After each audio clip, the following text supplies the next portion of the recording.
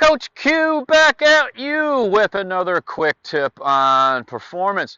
We're continuing the dynamic warm-up. We're still going backwards. Remember, we have to move our body in all these different angles just to make sure we're warming up the body properly. So we're going to do arguably the hardest one from a coordination standpoint.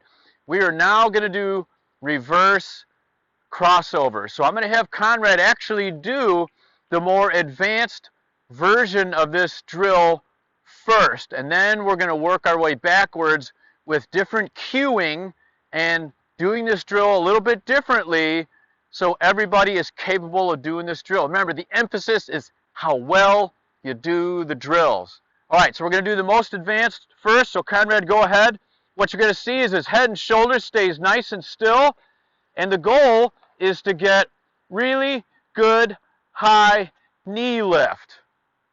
That is the more advanced. The higher you bring your knees up, the more range of motion you're going to get through your hips. And you guys have heard me talk about how important it is to have good hip mobility. So now we're going to go through what I would call a regression, actually. The thing you have to learn to get first is the crisscross. I had somebody, a young athlete, actually describe it as, so coach, it's like doing karaoke backwards. I'm like, yeah, exactly. So I use that all the time. So we're actually doing karaoke backwards. But now we're going to do it with less knee lift. Because again, we're still trying to do the crisscross pattern. So Conrad's going to go ahead and demonstrate the same drill. You're going to see the head and shoulders don't move much. But see how he's not bringing his knees up very high. You have to get that one down before you do the more advanced version. Now again, I mentioned from a coordination standpoint, this is probably the hardest one to do. So what we're going to do next is I am going to actually walk him through this drill.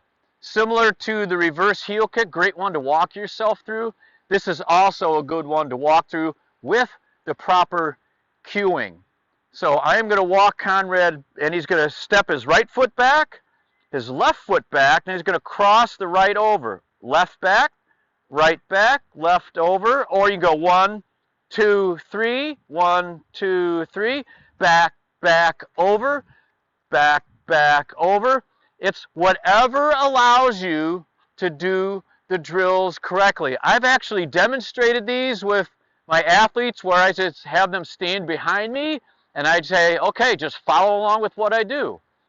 1, 2, 3, back, back, over, back, back, over. And they're standing behind me going backwards at the same time. So it's just finding the way. You have to find the level you're at. Again, make sure that you get that down first before you do the most advanced version. And again, from a coordination standpoint, reverse crossovers is tough, but I know everybody can get it. If I can get it, you can get it.